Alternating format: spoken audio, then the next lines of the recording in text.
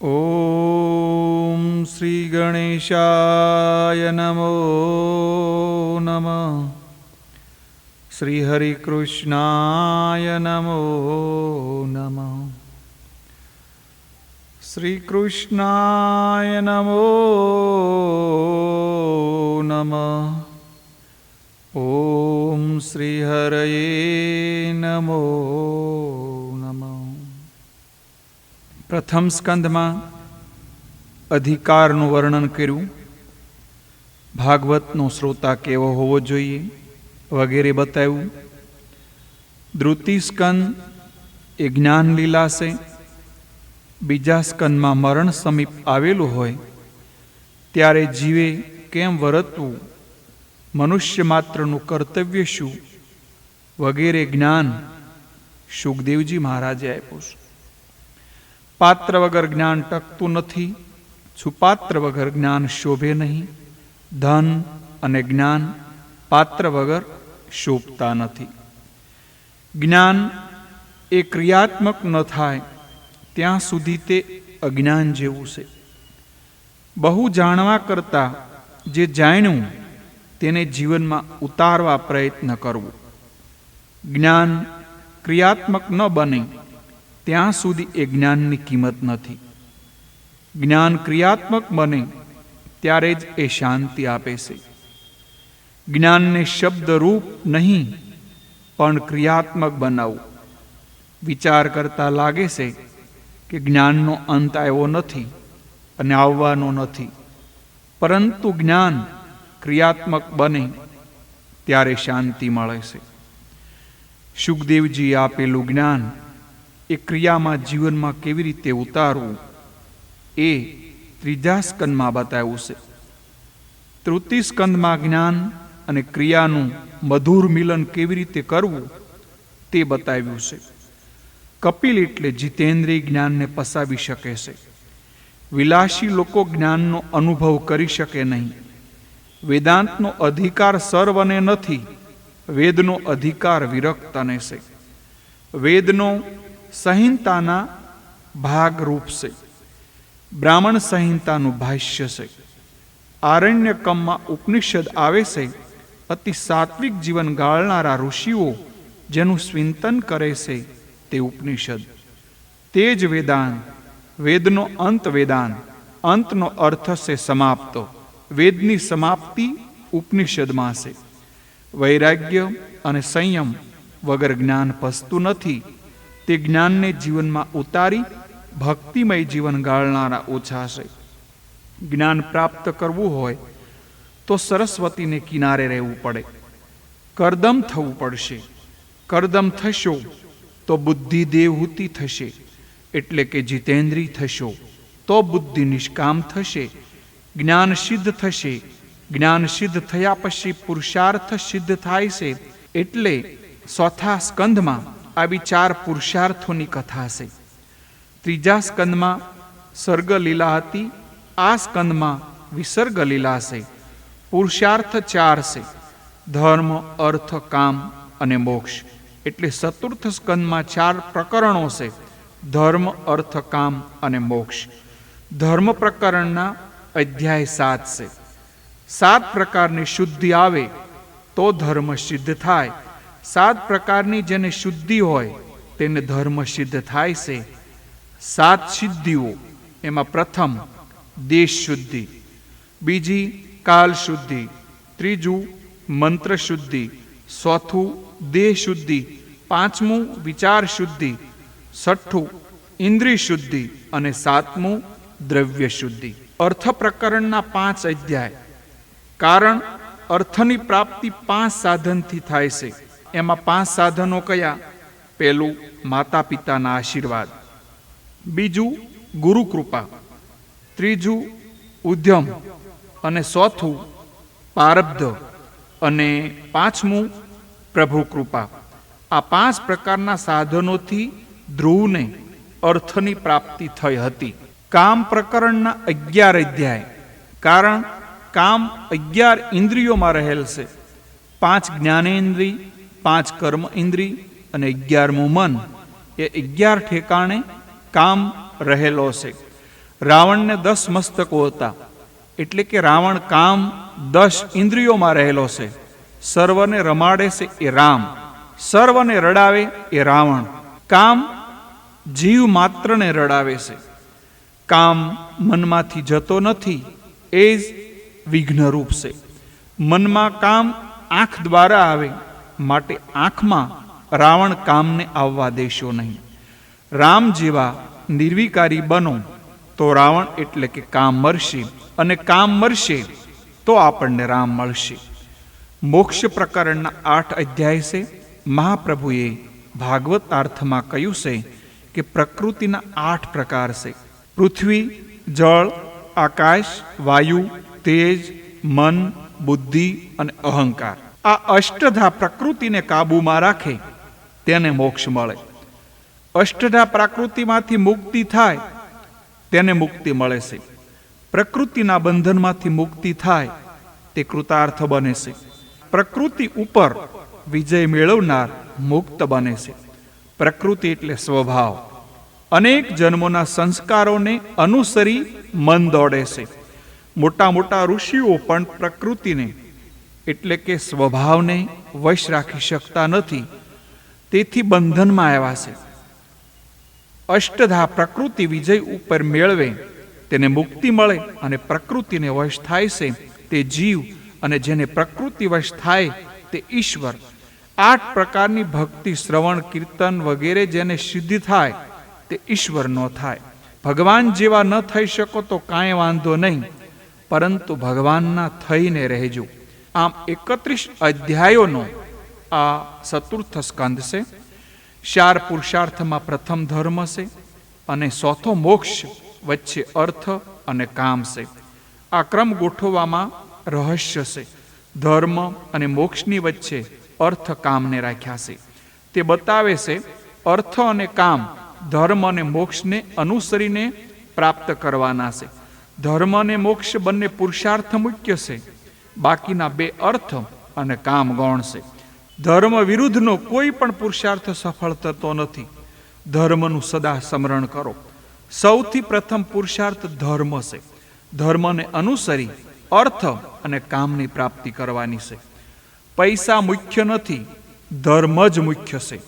ધનથી સુખ મળે છે એ ખોટી વાત છે.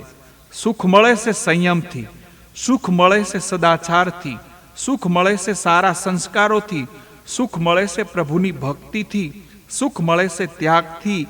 માનવ જીવનમાં ધર્મ જ પ્રધાન છે. ધર્મ કરતાં પૈસા શ્રેષ્ઠ હોઈ શકે નહીં. ધર્મ આલોક અને પરલોકમાં સુખ આપે છે. મર્યા પછી પણ ધન સાથે આવતું નથી, ધર્મ સાથે આવે છે. માટે ધન કરતાં ધર્મ શ્રેષ્ઠ છે. જ્યારથી લોકોને અર્થને, પૈસાને મહત્વ આપવા લાગ્યા ત્યારથી જીવન બગડ્યું છે. શંકરાચાર્ય સ્વામીએ એક જગ્યાએ અર્થનો અનર્થ બતાવ્યો છે. અર્થ અનર્થ ભાવય નિત્યમ. જીવન ત્યારે સુધરે કે જ્યારે મનુષ્ય ધન કરતા ધર્મને વિશેષ સમજે. અર્થને ધર્માનુકૂળ રાખો. ધર્માનુકૂળ ન હોય તે અર્થ પણ અનર્થ. દેશને સંપત્તિની જરૂર છે, તેના કરતાં સારા સંસ્કારની વિશેષ જરૂર છે. તમારા જીવનમાં ધર્મને પહેલું સ્થાન આપજો. કામ સુખ અને અર્થને ગૌણ સ્થાન આપજો. જીવનમાં કામ સુખ અને અર્થ ગૌણ બને ત્યારે જીવનમાં દિવ્યતા આવે છે. દિવ્યતા એ દેહપણું છે. ધર્મની ગતિ સૂક્ષ્મ છે. ધર્મ પણ અનેક વાર અધર્મ બને છે. સદભાવના વગર ધર્મ સફળ તો નથી. સત એટલે ઈશ્વર. ઈશ્વરનો ભાવ સર્વમાં સિદ્ધ કરે એને ધર્મ પરિપૂર્ણ સફળ થાય. મનુષ્યનો શત્રુ બહાર નથી, મનમાં છે. અંદરના શત્રુ એને મારશો તો જગતમાં તમારો કોઈ શત્રુ નહીં રહે. ધર્મ ક્રિયા સદભાવ વગર સફળ થતી નથી. જગતમાં કાંઈ જીવ પ્રત્યે કુભાવ રાખશો તો તે જીવન તમારા પ્રત્યે કુભાવ રાખશે. સર્વ ક્ષેત્રમાં ક્ષેત્રજ્ઞ તરીકે પરમાત્મા રહેલા હોવાથી કોઈ જીવ પ્રત્યે કુભાવ રાખવો ઈશ્વર પ્રત્યે કુભાવ રાખવા જેવું છે. શાસ્ત્રમાં તો ત્યાં સુધી કહ્યું છે કે કોઈ જીવ સાથે તો શું, પણ કોઈ જડ પદાર્થ વચ્ચે પણ કુભાવ ન રાખો. સુહદ સર્વભૃતા નામ કહ્યું છે. સુહદ સર્વ જીવા નામ નથી લખ્યું. જડ પદાર્થ સાથે પણ પ્રેમ કરવાનો છે. સર્વમાં સદભાવ રાખજો. સર્વમાં સદભાવ એટલે જડ પદાર્થમાં પણ સદભાવ. મનુષ્યમાં સ્વાર્થ બુદ્ધિ જાગે ત્યારે તે બીજાને વિનાશ કરવા તત્પર બને, અને બીજા પ્રત્યે તમે કુભાવ રાખશો તો તેને તમારા પ્રત્યે કુભાવ જાગશે. આ ઉપર એક દ્રષ્ટાંત વિચારવા જેવું છે. એક દેશમાં એક રાજા અને તે નગરના નગરશેઠ વચ્ચે ગાઢ મિત્રતા. બંને સત્સંગ કરતા, બંને વચ્ચે ખૂબ પ્રેમ. તે વાણિયા નગરશેઠના વેપાર સંદનના લાકડા વેચવાનો. શેઠનો ધંધો બરાબર ન ચાલે. 4-5 વર્ષ સુધી શેઠને ખૂબ ખોટ ગઈ. મહેતાજીએ જાણ્યું કે સંદનને ઉધઈ લાગે છે, બગડેલા માલ કોઈ લેતા નથી. જો આ વર્ષમાં પૂરતા પ્રમાણમાં સંદન નહીં ખપે તો પેઢી ડૂબી જશે. હવે સંદન જેવું કિંમતી લાકડું મોટા પ્રમાણમાં રાજા સિવાય બીજું કોણ લે? સ્વાર્થ મનુષ્યને પાગલ બનાવે છે. મનુષ્યના મનમાં સ્વાર્થ જાગે ત્યારે તે બીજાને બગાડવા તૈયાર થાય છે. બીજાનું બગાડનારનું કોઈ દિવસ સારું થતું નથી. મનુષ્યના હૃદયમાં સ્વાર્થ જાગે એટલે વિવેક રહેતો નથી. સ્વાર્થ તો દરેકના હૃદયમાં હોય છે, પણ તેમાં વિવેક રાખવો જોઈએ. જે બોલતા શરમ આવે તેનો મનથી પણ વિચાર ન કરવો. નગર શેઠને વિચાર આવ્યો કે આ રાજાનું કંઈક થઈ જાય તો સારું, આ રાજા મરી જાય તો તેને બાળવા માટે સંદનની જરૂર પડે અને મારું સઘળું સંદન વેચાઈ જાય, મારો વેપાર ધંધો સારો ચાલે. આ બાજુ શેઠના મનમાં રાજા પ્રત્યે કુભાવ આવ્યો. તે જ વખતે રાજાના મનમાં શેઠ પ્રત્યે કુભાવ આવ્યો. તે વખતે જ્યારે શેઠ રાજાને મળવા આવ્યા ત્યારે તે રાજાને પણ એવો વિચાર આવ્યો કે આ વાણિયો મરી જાય તો સારું, તે નિસંતાન છે એટલે તેનું ધન રાજના ખજાનામાં આવે. રોજના નિયમ પ્રમાણે સત્સંગ થયો, પણ કોઈને આનંદ આવ્યો નહીં.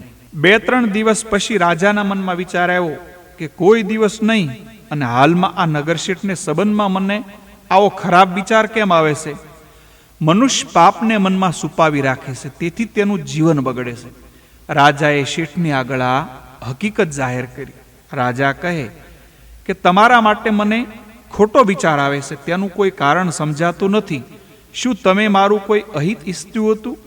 શેઠ કહે, મારો સંદનનો વેપાર ધંધો ચાલતો નથી, સર્વનું પોષણ કરવાનું છે, કોઈ માલ લેતા નથી. મને વિચાર આવે છે કે તમારું કંઈક થઈ જાય તો સારું, તમે મરી જાઓ તો તમને બાળવામાં મારું સંદન ખપી જાય. રાજાએ શેઠને ઠપકો આપ્યો કે આવો ખરાબ વિચાર તમે કેમ કર્યો? વૈષ્ણવ થઈને આવા ખોટા વિચાર કરો છો? પવિત્ર વિચાર કરવાના બદલે આવા ખોટા વિચાર કરવા તે વૈષ્ણવને શોભે નહીં. તમારા મનમાં એવો વિચાર કેમ આવ્યો કે રાજા તેના મહેલના દરવાજા સંદનના બનાવે અને તે સંદન ખરીદે, અથવા રાજા ઠાકોરજીને માટે સંદોના હિંડોળા બનાવે તો મારું સંદન ખપી જાય? રાજાનું મન શુદ્ધ થયું, વાણિયાનું મન શુદ્ધ થયું. તે પછી એકબીજા પ્રત્યે સારી ભાવના રાખી રાજા અને શેઠ બંને સુખી થયા. ભાવ શુદ્ધિ એ મોટામાં મોટું તપ છે. માનવ જીવન તપ માટે છે. જગતના કોઈ પણ જીવ સાથે વિરોધ ન કરવો. શુદ્ધ ભાવના વગરનું સત્કર્મ નકામું છે, અને તેથી ઘણીવાર ધર્મ અને અધર્મ બને છે. સત્કર્મ કરવામાં જો હેતુ શુદ્ધ ન હોય તો એ સત્કર્મ પણ પાપ બને છે. દક્ષ પ્રજાપતિએ શિવજી પ્રત્યે કુભાવ રાખ્યો, તેથી દક્ષ પ્રજાપતિનો ધર્મ પણ અધર્મ થયો, તેનો યજ્ઞ તેને મારનારો થયો. સર્વ પ્રત્યે સંભાવ રાખવાથી સત્કાર્ય સફળ થાય છે, સર્વનું કલ્યાણ થાય છે. એ સત્ય અને સત્કાર્ય. સત્યમ ભૂત ઇતમ પ્રોક્તમ. અનેકમાં એકના દર્શન કરે એ જ જ્ઞાની, એકમાં ઈશ્વરના દર્શન કરે એ સાધારણ છે. એક બ્રાહ્મણ છે, રસ્તામાં તે કોઈ સ્ત્રીને જોશે તો તેમાં તે લક્ષ્મીજીની ભાવના કરશે. આ મહાલક્ષ્મી છે. તેથી તે સ્ત્રીમાં રહેલા અંતર્યામી ઈશ્વર તે બ્રાહ્મણને આશીર્વાદ આપશે. ત્યારે કામી પુરુષ કામ ભાવનાથી તે સ્ત્રીને જોશે, તેથી તે સ્ત્રીના હૃદયમાં રહેલા ઈશ્વર તે પુરુષને શાપ આપશે. સર્વમાં ઈશ્વર ભાવ રાખશો તેમ બીજામાં ઈશ્વરની ભાવના રાખશો તો બીજા તમારામાં ઈશ્વરની ભાવના રાખશે. ઘણીવાર ધર્મ પણ અધર્મ બને છે, કારણ કે ધર્મ કરનાર સર્વમાં સમભાવ રાખતો નથી. સર્વમાં સમભાવ રાખવો એ ઉત્તમમાં ઉત્તમ ધર્મ છે. સર્વમાં સદભાવ રાખશો તો સુખી થશો. સદભાવ એટલે ઈશ્વરનો ભાવ, સર્વમાં જે ઈશ્વરનો ભાવ રાખે તે બહુ સુખી થાય, તેનો ધર્મ પણ સફળ થાય. કોઈ જીવનમાં કુભાવ રાખનારને ધર્મ સફળ થતો નથી. મહાભારતમાં જોઈએ છીએ કે શ્રી કૃષ્ણ કેટલીક વાર અધર્મ કરે છે, પણ તેના મનમાં બધા પ્રત્યે સંભાવ છે, સદભાવ છે, એટલે તેનો અધર્મ પણ ધર્મ બને છે. સર્વમાં સદભાવ રાખી અધર્મ કરવામાં આવે તે અધર્મ પણ ધર્મ બને છે. મહાભારતના કર્ણ પર્વ અને દ્રોણ પર્વમાં આ બાબતના દ્રષ્ટાંતો છે. કર્ણ પર્વમાં આપેલું છે કે કર્ણ જે વખતે રથનું પૈડું જમીનમાંથી કાઢતો હતો અને નિશસ્ત્ર હતો, તે વખતે ભગવાને અર્જુનને કહ્યું કે તું આ કર્ણને માર. કર્ણ કહે છે યુદ્ધ શાસ્ત્રનો નિયમ છે કે શત્રુ જ્યારે નિશસ્ત્ર હોય ત્યારે તેના ઉપર પ્રહાર ન કરવો, માટે અર્જુનને મારા ઉપર પ્રહાર ન કરવો જોઈએ. ભગવાન કર્ણને કહે છે, કર્ણ, તમે આજ સુધી ધર્મનું પાલન કેટલું કરેલું? તે ધર્મનું પાલન કરેલું નથી અને બીજાને ધર્મનું પાલન કરવા ઉપદેશ આપે છે. ભર સભામાં દ્રૌપદીનું અપમાન કરવામાં આવેલું ત્યારે તમારું ધર્મનું જ્ઞાન ક્યાં ગયું હતું? તે જ પ્રમાણે દ્રોણ પર્વમાં કથા આવે છે. દ્રોણાચાર્ય પાંડવ સેનાના કચ્છર ઘાણ વાળે છે ત્યારે શ્રી કૃષ્ણે વિચાર્યું આ ડોસો નહીં મરે તો અનર્થ થશે. તેવામાં અશ્વત્થામા નામનો હાથી મરાણો. શ્રી કૃષ્ણે વિચાર્યું જો દ્રોણાચાર્યને કહેવામાં આવે કે તમારો પુત્ર મરાણો છે તો પુત્ર શોકને કારણે તે યુદ્ધ બંધ કરશે. અશ્વત્થામા મરાણો તેમ કહેવામાં આવે છે. દ્રોણાચાર્ય વિચારે છે કે છોકરો મરી ગયો, હવે મારે લડવાની શી જરૂર છે? પણ હા, ધર્મરાજા કહે કે અશ્વત્થામા મરાયો તો હું સાચું માનું. યુધિષ્ઠિરને ભગવાન કહે છે બોલો, અશ્વત્થામા મરાયો. યુધિષ્ઠિર કહે મારા ગુરુએ મને આજ્ઞા કરી છે સત્યમ વદો ધર્મમ સરો, રાજ્યના માટે મારાથી અસત્ય કેમ કહેવાય? ભગવાન કહે દુર્યોધન પાપી છે, તે મરશે તો સુખી થશે અને જીવશે તો વધારે પાપ કરશે અને દુઃખી થશે. સર્વનું કલ્યાણ થાય તે સત્ય.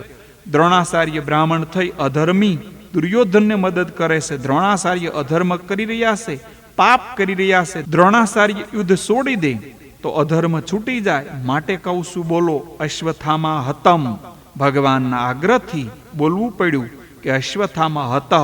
પણ ખોટું બોલવાનું પાપ ન લાગે એટલે ધીમેથી બોલ્યા, નરોવા કુંજરવા. પણ આ છેલ્લા શબ્દો કોઈને ન સંભળાય એટલા માટે ભગવાન શ્રી કૃષ્ણે જોરથી શંખનાદ કર્યો, એટલે આ છેલ્લા શબ્દો કોઈને સંભળાણા નહીં. દક્ષ પ્રજાપતિનો યજ્ઞરૂપ ધર્મ શિવજી પ્રત્યે કુભાવ રાખીને કરવાથી એ અધર્મરૂપ બની દક્ષને મારનારો થયો અને શ્રી કૃષ્ણને અસત્ય ભાષણરૂપ અધર્મ પણ સર્વનું કલ્યાણ કરનારની ભાવનાથી કરેલો હોવાથી ધર્મરૂપ ગણાયો છે. સત્કર્મ કરતા શુદ્ધ ભાવ રાખો, ભગવત ભાવ રાખો, હૃદય શુદ્ધ રાખો. શુદ્ધ ભાવ રાખો એ મોટામાં મોટું તપ છે. તેથી તે મંત્રને બોલીને દરેકને સત્કર્મને શરૂઆત કરવાની હોય છે. સર્વમાં સદભાવ રાખો, સર્વને સદભાવથી નિહાળજો. સદભાવ વિનાનું સત્કર્મ ફળે નહીં. મૈત્રીજી કહે છે મનુ મહારાજને ત્યાં 3 કન્યાઓ થયેલી, આકૃતિ, દેહૂતિ, પ્રસૂતિ. આકૃતિનું લગ્ન રુચિ પ્રજાપતિની સાથે થયેલું, દેહૂતિનું લગ્ન કરદમ સાથે થયેલું. તેમને 9 કન્યાઓ થયેલી, તે 9 બ્રહ્મર્ષિઓને પરણાવેલી. પ્રસૂતિનું લગ્ન દક્ષ પ્રજાપતિ સાથે થયેલું. આ સઘળી કથા મેં તમને કહી છે. હવે આ કરદમની કન્યાઓના વંશનું વર્ણન કરું છું. મરીચી અને કલાને ત્યાં કશ્યપ અને પૂર્ણિમા નામના 2 પુત્રો થયેલા. અત્રિની પત્ની અંસુર્યાથી દત્તાત્રેય, દુર્વાસા અને ચંદ્રમા નામના 3 પુત્રો થાય છે. તે અનુક્રમે વિષ્ણુ, શંકર અને બ્રહ્માના અંશથી ઉત્પન્ન થયેલા હતા. વિદુરજી પૂછે છે આ સર્વશ્રેષ્ઠ દેવોને અત્રિ મુનિને ત્યાં શું કરવાની ઈચ્છાથી અવતાર લીધા હતા તે કથા મને કહો. મૈત્રીજી કહે છે દત્તાત્રેય અત્રિના ઘરે આવે છે. પુરુષ અત્રિ જેવો તપસ્વી બને અને સ્ત્રી અનસૂયા જેવી તપસ્વી બને તો આજ પણ દત્તાત્રેય આવવા તૈયાર છે. ન ત્રિ તે અત્રિ. સત્વ, રજ, તમ એ ત્રિગુણનો નાશ કરી નિર્ગુણી બને તે અત્રિ. સત્વ, રજ, તમ આ 3 ગુણોમાં જીવ ભળી ગયો છે. આ 3 ગુણોથી જીવને અલગ થવાનું છે. તર્જની આંગળી જીવભાવ બતાવે છે, અભિમાન બતાવે છે. જીવમાં અભિમાન પ્રધાન છે. ટચલી આંગળી સત્વગુણ છે, અંગૂઠો એ બ્રહ્મ છે. તેથી પુષ્ટિ સંપ્રદાયમાં ઠાકોરજીને તિલક અંગૂઠાથી થાય છે. વેદમાં બ્રહ્મને નેતિ કહીને વર્ણવવામાં આવ્યું છે. આ જીવ બ્રહ્મનો સંબંધ સતત થવો જોઈએ. આ 3 ગુણોમાં જીવ મળે છે. આ 3 ગુણને છોડીને બ્રહ્મ સંબંધ કરવાનો છે. ત્રિગુણાતીત બ્રહ્મ સ્વરૂપને પ્રાપ્ત થયો તે અત્રિ. શરીરમાં તમો ગુણ છે તેને રજોગુણથી મારો, દૂર કરો. રજોગુણને સત્વગુણથી મારો એટલે કે નષ્ટ કરો. રજોગુણ કામ અને ક્રોધનો જનક છે. સત્કર્મથી સત્વગુણ વધે છે. સત્વગુણ પણ બંધન કરે છે. એમાં પણ થોડું અહંભાવ રહી જાય છે. માટે છેવટે સત્વગુણને સત્વગુણથી મારવાનો છે. સત્વગુણનો પણ ત્યાગ કરવાનો છે અને નિર્ગુણી થવાનું છે. જીવ અત્રિ થાય તો તેની બુદ્ધિ અનસૂયા બને. અનસૂયા વગરની બુદ્ધિ એ જ અનસૂયા. બુદ્ધિમાં મોટામાં મોટો દોષ અસૂયા છે, મત્સર છે. બીજાનું સારું જોઈ ઈર્ષ્યા કરે, બળે, એ જ અનસૂયા, મત્સર. પરદોષનો વિચાર એ કૃષ્ણ દર્શનમાં વિઘ્ન કરે છે. બુદ્ધિમાં જ્યાં સુધી અસૂયા, મત્સર હશે ત્યાં સુધી તે ઈશ્વરનું ચિંતન કરી શકશે નહીં. ભગવાનના દર્શન સર્વમાં કરવાના છે અને સર્વમાં બ્રહ્મના દર્શન કરે તો જીવ કૃતાર્થ થાય. જેની બુદ્ધિ અનસૂયા, અસૂયા વિનાની બને એ જ અત્રિ બને.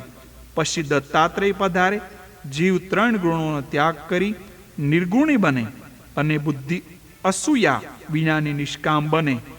ત્યારે ત્યાં ભગવાન પ્રગટ થાય છે. પ્રભુ સ્મરણથી બુદ્ધિ જાગૃત થાય છે. અસૂયા જ્ઞાન શક્તિના વિકાસમાં અવરોધક છે. તેથી અસૂયા કોઈની ઈર્ષ્યા ન કરો. બુદ્ધિ અનસૂયા બને ત્યારે તે ઈશ્વરનું ચિંતન કરી શકે છે. અનસૂયા મહાન પતિવ્રતા છે. એક વખત દેવર્ષિ નારદજી કૈલાસમાં આવ્યા. શંકર સમાધિમાં હતા. પાર્વતીજી પૂજન કરતા હતા. પાર્વતી નારદજીને પ્રસાદ આપે છે. નારદજી કહે છે, લાડુ બહુ સુંદર છે. આજે તમારા હાથનો પ્રસાદ મળ્યો, પણ અનસૂયાના ઘરનો લાડુ તમારા લાડુ કરતા શ્રેષ્ઠ છે. પાર્વતીજી પૂછે છે, એ અનસૂયા છે કોણ? નારદજી કહે, તમે પ્રતિવ્રતા છો, પણ અનસૂયા મહાન પ્રતિવ્રતા છે. પાર્વતીના મનમાં ઈર્ષ્યા ઉત્પન્ન થઈ. મારાથી અનસૂયા વધે? શંકર સમાધિમાંથી જાગ્યા. પાર્વતી વંદન કરે છે. ઘરના માણસ બહુ વંદન સેવા કરે ત્યારે માનવું ખાડામાં ઉતરવાની તૈયારી છે. શંકરે પૂછ્યું, દેવી શું છે? પાર્વતીએ શંકર પાસે માગણી કરી, નાથ, કોઈ પણ પ્રકારે અનસૂયાના પતિવ્રતાપણાનો ભંગ થવો જોઈએ એવું કંઈક કરો. શિવજી કહે, બીજાને ખાડામાં ઉતારવાની ઈચ્છા કરનારો પોતે ખાડામાં પડે છે દેવી. તેમાં કલ્યાણ નથી, પણ તમારી ઈચ્છા છે તો હું જરૂર પ્રયત્ન કરીશ. આ બાજુ નારદજી વૈકુંઠ લોકમાં આવ્યા. લક્ષ્મીજીને મળ્યા. તેણે નારદજીને પૂછ્યું કે કેમ આટલા બધા આનંદમાં છો? નારદજી કહે, વૈકુંઠનો મહિમા પહેલા હતો, પણ હવે તો અનસૂયાના આશ્રમ વિના ક્યાંય જવાની ઈચ્છા થતી નથી. હું તેના આશ્રમમાંથી આવું છું એટલે અતિ આનંદમાં છું. લક્ષ્મીજી પૂછે છે, આ અનસૂયા છે કોણ? નારદજી કહે, એ તો મહાન પ્રતિવ્રતા છે. લક્ષ્મીજીએ વિષ્ણુને કહ્યું કે આપ એવું કંઈક કરો કે જેથી અનસૂયાના પ્રતિવ્રતાપણાનો ભંગ થાય. પાર્વતી એટલે બુદ્ધિ. બુદ્ધિ વિદ્યામાં મત્સર છે. લક્ષ્મી એટલે દ્રવ્ય. દ્રવ્યમાં ઈર્ષ્યા, અસૂયા રહેલી છે. બ્રહ્માણી એ રજોગુણ છે. સાવિત્રીએ પણ આ પ્રમાણે બ્રહ્માને વિનંતી કરી છે. શંકર, વિષ્ણુ, બ્રહ્મા સાથે થયા. આ ત્રણેય દેવો ચિત્રકૂટમાં ભેગા મળ્યા. 3 દેવો અને અનસૂયાના આશ્રમમાં આવે છે. ભિક્ષા માગી કહ્યું, અમે ભિક્ષા માગીએ છીએ, પણ તમે નગ્ન થઈને ભિક્ષા આપો તો અમે લઈશું. અનસૂયા વિચારે છે કે જો નગ્ન થઈને ભિક્ષા આપું તો મારા પાતિવ્રત્યાનો ભંગ થાય, અને ભિક્ષા ન આપું તો આંગણે આવેલા અતિથિ પાસા જાય. એ મહાપાપ છે અને એ પાપ મને લાગે. પ્રભુ નગ્ન થઈ ભિક્ષા આપો એમ માગણી કરે છે, એટલે કે વૈષ્ણવ મને વાસના રહિત થઈને ભિક્ષા આપે. ઈશ્વરને વાસના રહિત થઈ નિષ્કામ થઈ સૌ વસ્તુ અર્પણ કરવાની છે. અનસૂયાના મનમાં કોઈ વાસના ન હતી. સૂક્ષ્મ વાસના પણ જો મનમાં હોય તો 3 દેવો આવતા નથી. અનસૂયાએ ધ્યાન ધર્યું અને 3 દેવો ઉપર પાણી છાંટ્યું. ત્રિદેવો બાળક બની ગયા. પતિવ્રતામાં એવી શક્તિ છે. પાર્વતી વિચાર કરે છે કે સવારના મારા પતિ ગયા છે, તે હજી સુધી આવ્યા નથી.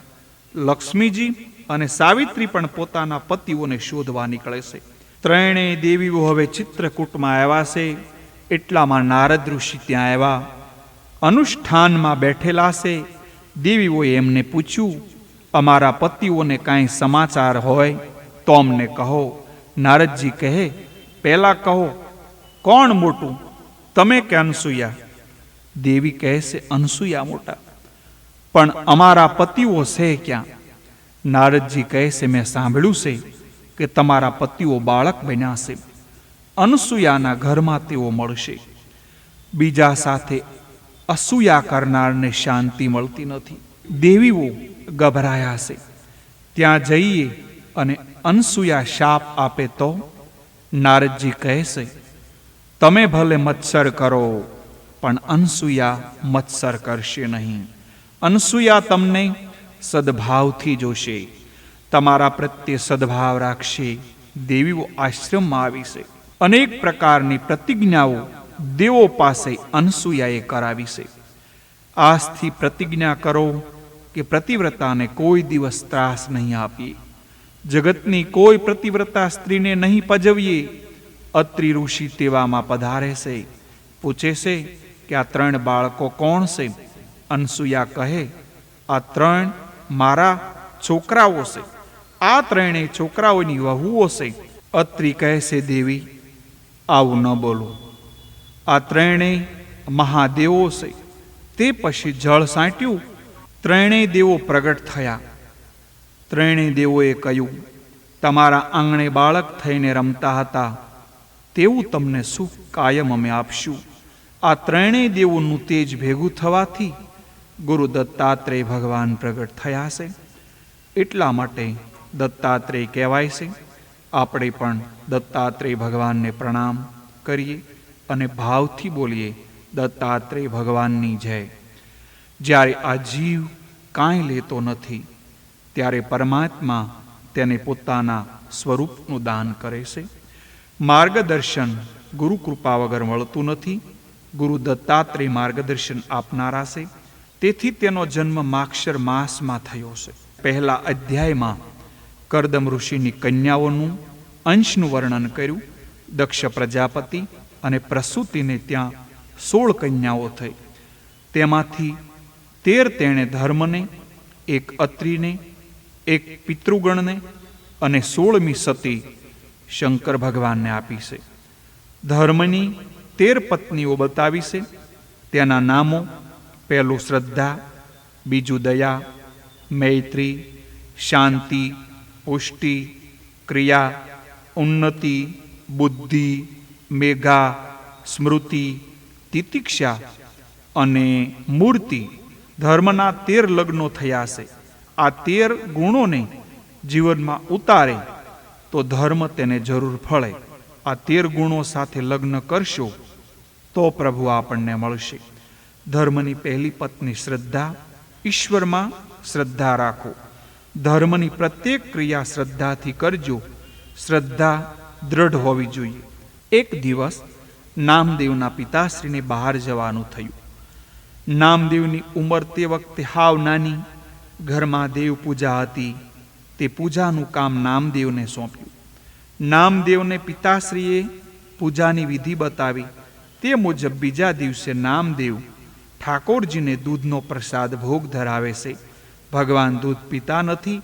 નામદેવ બહુ કાલાવાલા કરે છે. રોજ તો પિતાશ્રીને હાથે આ ભોગ આરોગો છો. મારી આજે કંઈ ભૂલ થઈ છે? તમે કેમ ભોગ આરોગતા નથી? પિતાજીએ નામદેવને કહેલું કે વિઠ્ઠલનાથ શરમાળ છે, તેમને વિનવણી કરવી પડે છે. તે પ્રમાણે નામદેવ વિનવણીઓ કરે છે. વિઠ્ઠલનાથ, તમે દૂધ નહીં પીવો તો મારા બાપુજી મને વટશે. વિઠ્ઠલ દૂધ પીવો ને. બધી વિનવણીનો વ્યર્થ ગઈ. છેવટે નામદેવે પોતાનું માથું મૂર્તિની આગળ પટકાવવા તૈયાર થયા.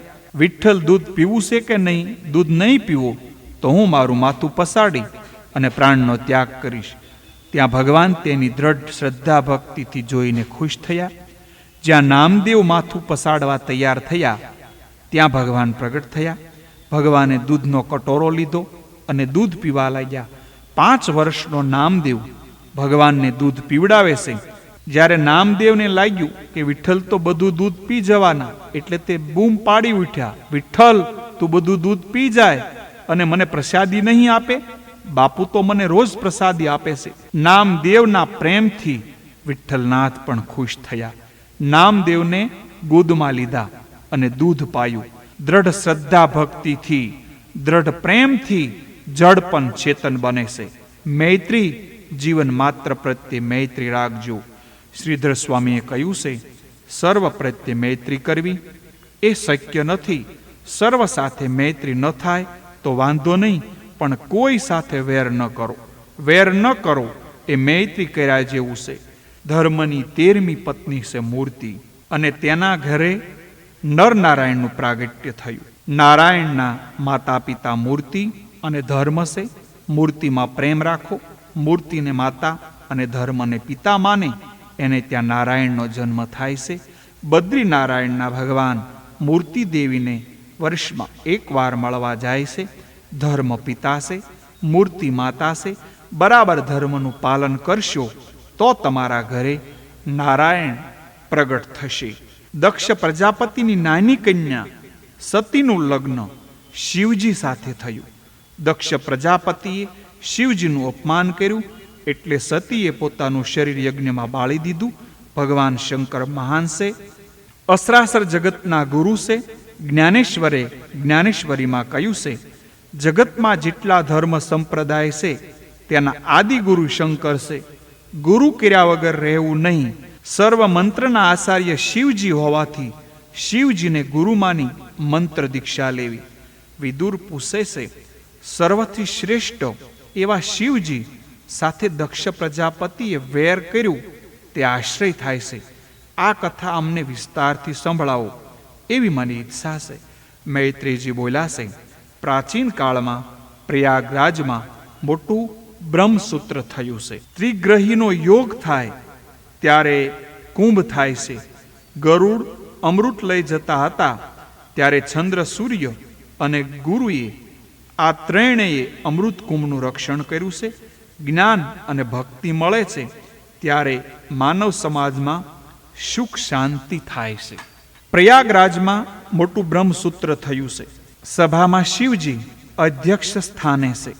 તે વખતે દક્ષ પ્રજાપતિ ત્યાં આવ્યા. જ્યાં બેઠા હોય ત્યાં ભક્તિ કરે તે ઉત્તમ ભક્ત. શિવજી ભગવાન નારાયણનું ધ્યાન ધરે છે. સભામાં કોણ આવ્યું અને કોણ ગયું તેનું ભાન નથી. દક્ષ ત્યાં આવ્યા. બીજા દેવોએ ઉઠીને માન આપ્યું. શિવજી ઊભા થયા નહીં. એ વખતે ક્રોધમાં દક્ષે શિવજીની નિંદા કરી અને દક્ષને ક્રોધ આવ્યો અને ક્રોધમાં તે શિવજીની નિંદા કરવા લાગ્યા. શ્રીધર સ્વામીએ નિંદામાંથી સ્તુતિનો અર્થ કર્યો છે. આ નિંદાના વચનોમાંથી પણ શિવની સ્તુતિરૂપ અર્થ કાઢ્યા છે. શ્રીમદ ભાગવત ઉપરની સૌથી ઉત્તમ ટીકા શ્રીધર સ્વામીની માનવામાં આવે છે. તેઓ ઋષિ ભગવાનના ભક્ત હતા. દશમ સ્કંદમાં શ્રી કૃષ્ણની શિશુપાલે નિંદા કરી તેનો પણ શ્રીધર સ્વામીએ સ્તુતિપરક અર્થ કર્યો છે. કારણ કે નિંદા સાંભળવાથી પાપ લાગે છે. નિંદા એ નરક સમાન છે. જે વ્યક્તિ હાજર નથી તેના દોષનું વર્ણન કરવું એ નિંદા. શિવજીની નિંદા ભાગવત જેવા શ્રેષ્ઠ ગ્રંથમાં શોભે નહીં. દક્ષ પ્રજાપતિ નિંદામાં બોલ્યા છે, શિવ શમશાનમાં રહેનાર છે, પરંતુ એ તો સ્તુતિરૂપ છે. આખું જગત સંસાર છે, એ શમશાન છે. કાશી એ મહાન શમશાન છે. શરીર એ પણ શમશાન છે. ઘર એ પણ શમશાન છે. શમશાન એટલે આખું જગત, એટલે કે શિવજી જગતની સર્વ શીજોમાં બિરાજેલા છે. આખું જગત શમશાન રૂપ હોવાથી અને શિવ જગતમાં પ્રત્યેક પદાર્થમાં રહેલા હોવાથી વ્યાપક બ્રહ્મરૂપ છે. જગતની પ્રત્યેક વસ્તુમાં શિવ તત્વ છે, બ્રહ્મ તત્વ વ્યાપક છે. ભગવાન શંકર આશુતોષ છે. શિવજીના દરબારમાં દરેકને પ્રવેશ મળે છે. ઋષિઓ આવે, દેવો આવે, દાનવો આવે, રાક્ષસો આવે, ભૂત પિચાસ પણ આવે. શિવજીનો દરબાર બધાય માટે ખુલ્લો છે. શિવજીનો દરબાર બધાય માટે જો ખુલ્લો ન હોત તો આ બિચારા ભૂત પિશાચ જાત ક્યાં? ત્યારે રામજીના દરવાજે હનુમાનજી ગદા લઈને ઊભા હોય. રામ દુવારે તુમ રખવારે, હોતન આજ્ઞા બિન પૈસારે. બંધુ પ્રેમ રાખ્યો છે, સંયમ રાખ્યો છે. પરસ્ત્રીને માતા સમાન ગણી હોય એને અત્રે દાખલ થવાનો અધિકાર છે. રામજીની દરેક મર્યાદાનું પાલન કરો તો રામજીના દરબારમાં પ્રવેશ મળે છે. આ પ્રમાણે વર્તન જો ન રાખ્યું હોય તો હનુમાનજી ગદા મારીને પાસા કાઢે છે. રામજી રાજાધિરાજ છે. તેમના દર્શન રાત્રે 12 વાગ્યા પછી ન થાય. શિવજીના દર્શન ગમે ત્યારે થઈ શકે. શિવજી કહે છે, તને વખત મળે ત્યારે આવ, હું ધ્યાન કરતો બેઠો છું. કૃષ્ણના દરબારની વાત હવે 10મ સ્કંદમાં આવશે. કનૈયો કહે છે, મારા દરબારમાં આવવું હશે તો સાડી પહેરવી પડશે, નાકમાં વાળી પણ પહેરવી પડશે. કનૈયો કહે છે, મારા દરબારમાં આવવું હોય તો ગોપી બનો, ગોપી બનીને આવો તો મારા દરબારમાં તમને પ્રવેશ મળશે. જેની અપેક્ષા બહુ ઓછી હોય તે અતિ ઉદાર થઈ શકે છે. એક વખત કુબેર ભંડારી શિવજીને પૂછે છે, હું તમારી શી સેવા કરું? શિવજી કહે છે, બીજાની સેવા માગે અને લે એ વૈષ્ણવ નહીં, સેવા આપે એ વૈષ્ણવ, બીજાની સેવા કરે એ વૈષ્ણવ. મારા જેમ નારાયણ નારાયણ કર. માતાજીએ કુબેરને કહ્યું, મારા માટે સોનાનો બંગલો બાંધજે. કુબેરે સુવર્ણનો મહેલ બાંધ્યો છે. વાસ્તુ પૂજન કર્યા વગર તો બંગલામાં જવાય નહીં. રાવણને વાસ્તુ પૂજા કરવા માટે બોલાવ્યો. રાવણે વાસ્તુ પૂજા કરાવી. શિવજીએ રાવણને કહ્યું, જે માગવું હોય તે માગ. રાવણ માગે છે, હવે તમારો મહેલ મને આપી દો. પાર્વતીજી કહે છે, હું જાણતી હતી કે આ લોકો કાંઈ રહેવા નહીં દે. માગનારને ન આપવું એ મરણ સમાન છે. શિવજીએ બંગલો રાવણને આપી દીધો. રાવણ જેવો કોઈ મૂર્ખ થયો નથી. રાવણ ફરીથી કહે છે, મહારાજ બંગલો તો સુંદર આપ્યો, હવે આ પાર્વતીને આપી દો. શિવજી કહે છે, તને જરૂર હોય તો તું લઈ જા. જગતમાં આવો દાનવીર થયો નથી. રાવણ માતાજીને ખંભે બેસાડી લઈ જાય છે. પાર્વતીજીએ શ્રી કૃષ્ણનું સ્મરણ કર્યું. શ્રી કૃષ્ણ ગોવાળ થઈ રસ્તામાં આવ્યા છે. રાવણને પૂછે છે, આ કોને લઈ જાય છે? રાવણ કહે છે, શંકર ભગવાને મને પાર્વતી આપી દીધા છે. કૃષ્ણ કહે, તું કેવો ભોળો છે? પાર્વતી આપતા હશે, અસલી પાર્વતી તો એ પાતાળમાં સંતાડી રાખ્યા છે. આ તો તને પાર્વતીની દાસી આપીને સમજાવ્યા છે. અસલ પાર્વતીના શરીરમાંથી કમળની સુગંધ નીકળે છે. આના શરીરમાંથી ક્યાં એવી સુગંધ નીકળે છે? રાવણ શંકામાં પડી ગયો. માતાજીની ઈચ્છા પણ રાવણ સાથે જવાની ન હતી. શરીરમાંથી દુર્ગંધ કાઢી રાવણે ત્યાં જ પાર્વતીને પધરાવ્યા છે. રાવણ ચાલ્યો ગયો. પછી પ્રભુએ માતાજીની સ્થાપના કરી. તે દૈપાયની દેવી. દક્ષ બોલ્યા છે, શિવ સવેરચારી છે, તેના ગુણહીન છે. પ્રકૃતિમાં કોઈ પણ ગુણ શિવજીમાં નહીં હોવાથી શિવ નિર્ગુણ, બ્રહ્મ વિધિ નિષેધાતીન પરમાત્મા છે. શાસ્ત્રની પ્રવૃત્તિ, વિધિ નિષેધની પ્રવૃત્તિ અજ્ઞાની જીવ માટે છે, શિવજી માટે નથી. દક્ષ પ્રજાપતિ બોલ્યા છે, આજથી કોઈ યજ્ઞમાં બીજા દેવો સાથે શિવજીને આહુતિ એટલે કે ભાગ આપવામાં આવશે નહીં. શ્રીધર સ્વામીએ અર્થ કર્યો છે, સર્વ દેવોની સાથે નહીં. શિવજી સર્વ દેવોમાં શ્રેષ્ઠ હોવાથી મહાદેવ છે. ઇતર દેવો પહેલા શિવજીને આહુતિ આપવામાં આવશે અને યજ્ઞમાં જેટલો વધે તેટલું સમાપ્તિમાં શિવજીને આપવામાં આવશે. શિવ પુરાણમાં કથા છે, શંકર પાર્વતીનું લગ્ન થતું હતું. લગ્ન વખતે 3 પેઢીનું વર્ણન કરવાનું હોય છે. શિવજીને પૂછવામાં આવ્યું, તમારા પિતાજીનું નામ બતાવો. શિવજી વિચારમાં પડી ગયા, મારા પિતાજી કોણ? મહારુદ્ર શિવનો જન્મ નથી. નારદજીએ શિવજીને કહ્યું, બોલો ને, તમારા પિતા બ્રહ્મા છે. શિવજી કહે, બ્રહ્મા પછી પૂછવામાં આવશે, દાદા કોણ છે? વિષ્ણુ દાદા. પરદાદા કોણ? 3 પુરુષોનું નામ દેવું પડે છે. હવે કોનું નામ દેવું? શિવજી બોલ્યા, હું સર્વનો પરદાદો છું. શિવજી મહાદેવ છે. સૂતજી વર્ણન કરે છે, રાજન, શિવજીના મસ્તકમાં જ્ઞાન રૂપી ગંગા હતી. એટલે નિંદા સાંભળી, સતા સહન કરી અને શંકરના મસ્તકમાં જ્ઞાન ગંગા છે. કૃષ્ણના ચરણમાં જ્ઞાન ગંગા છે. એટલે શિશુપાળની નિંદા સહન કરે છે. પ્રતિકાર કરવાની શક્તિ હોય, સતા જે સહન કરે એને જ ધન્ય છે. એ જ જેના માથે જ્ઞાન ગંગા હોય તે જ નિંદા સહન કરી શકે છે. નિંદા સહન કરવાની મુશ્કેલ છે. નિંદા સહન કરશો તો જ તમે જીવનમાં આગળ વધશો. કલહ વધારે એ વૈષ્ણવ નહીં. એટલે શિવજી એક શબ્દ પણ સભામાં બોલ્યા નથી. સભામાં નંદીશ્વરે બિરાજેલા હતા. નંદીશ્વરથી આ સહન થયું નહીં. નંદીશ્વરે દક્ષને શ્રાપ આપ્યો, જે મુખથી નિંદા કરે તે તમારું માથું તૂટી પડશે. તને બકરાનું માથું ચોંટાડવામાં આવશે. તને કોઈ દિવસ બ્રહ્મ વિદ્યા પ્રાપ્ત થશે નહીં. શિવ નિંદા કરનારને મુક્તિ મળતી નથી. શિવ તત્વને છોડી ગયેલી બુદ્ધિને સંસારમાં ભટકવું પડે છે. તેને દુઃખ થાય છે અને ક્યાંય શાંતિ મળતી નથી. શિવ નિંદા કરનારો કામનો વિનાશ કરી શકતો નથી. શિવજી કહે, તું શું કરવા શાપ આપે છે? શિવજીને લાગ્યું કે હું નહીં બોલું તો નંદીશ્વર બીજા દેવોને શાપ આપશે. એટલે તરત જ શિવજી કૈલાસ આવ્યા છે. શિવજીએ મનમાં કાંઈ રાખેલું નથી. સતી પાસે કાંઈ કહ્યું નથી. ભૂતકાળનો વિચાર કરે અને તેને ભૂતકાળ વળગ્યું છે એમ સમજો. તે પછી દક્ષ પ્રજાપતિએ કલખલ ક્ષેત્રમાં યજ્ઞનો આરંભ કર્યો. દક્ષ પ્રજાપતિએ દુરાગ્રહ રાખ્યો કે મારા યજ્ઞમાં વિષ્ણુની પૂજા કરીશ, પણ શિવજીની પૂજા નહીં કરું. દેવોએ કહ્યું કે તારો યજ્ઞ સફળ થશે નહીં.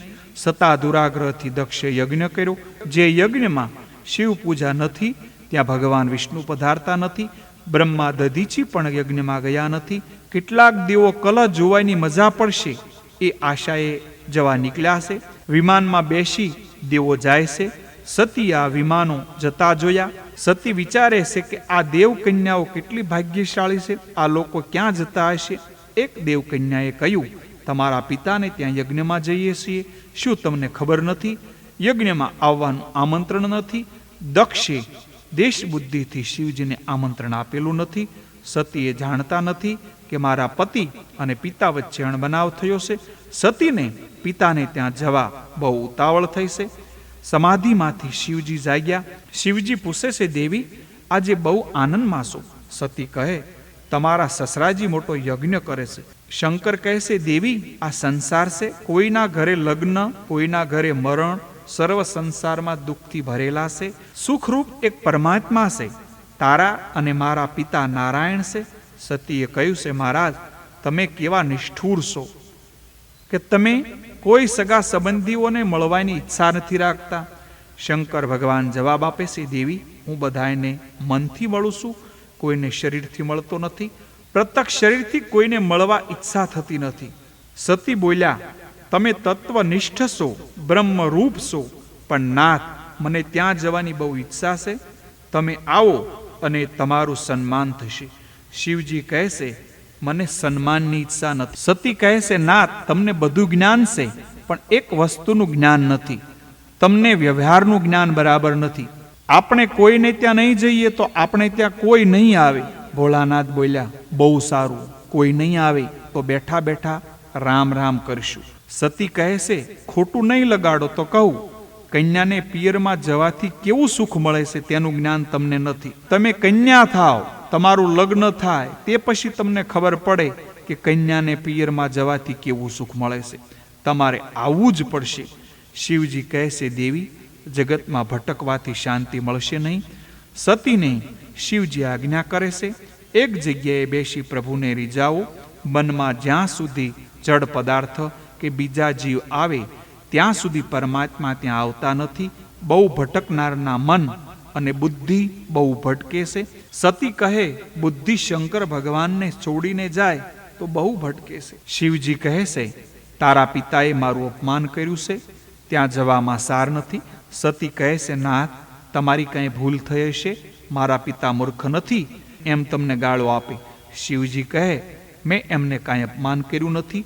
શિવજીએ યજ્ઞ પ્રસંગ કહી સંભળાવ્યા.